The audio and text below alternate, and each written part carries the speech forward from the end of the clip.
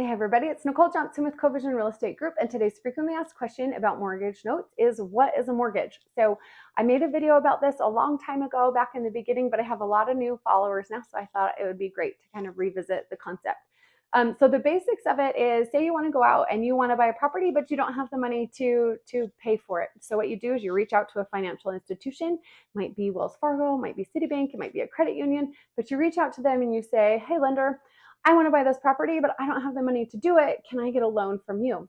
Well, the lender says you can, but you got to pass the test. So they put you through a qualification process. They're going to check your credit. They're going to check your bank statements. They're going to verify your employment. They're going to make sure that you have great payment history to show statistically that you're a borrower that they can count on to actually get their money back and make payments to them. So they're going to send you through this rigorous process to qualify for the loan. Once you make it through that, they're also going to put an appraisal on the property to make sure that they're not lending more than what the value of the property is actually worth. So once all of that's cleared, they essentially say, okay, you've cleared it. We will give you the money to purchase this property. And in return, we're going to create a legal document known as a mortgage or a deed of trust. Those two are used interchangeably, but a mortgage or a deed of trust we're going to create. And we're also going to create a promissory note.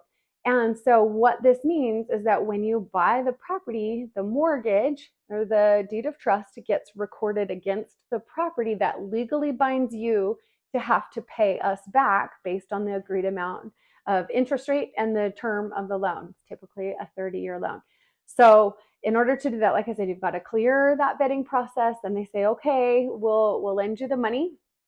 And then in order to do that, they create the documentation and they record it against the title of the property that legally binds you to have to pay them back. So you are promising them to agree to the terms of the loan and make monthly payments to them for the set amount duration in order to pay back the mortgage. So you get an asset is the actual physical property, but the bank or the lending institution, their asset is that piece of paper because it is collateralized against the property. It's tied to the property where you legally have to pay them back.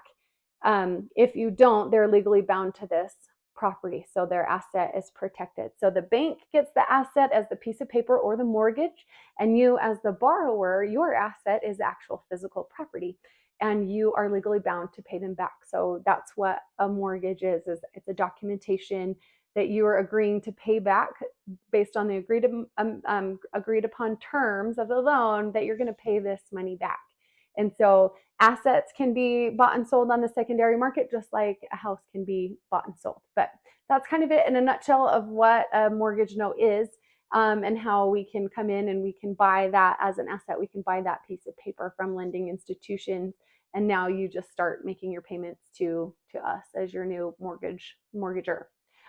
So I know that's a mouthful, but if you have any other questions, I would love to sit down and chat with you, share more information. It's been a great avenue of investing for us, and we just love to help educate people on what we do and how it might be a great avenue for you, as well as a different way to diversify your asset portfolio. So hope you have a great day. Thanks for watching.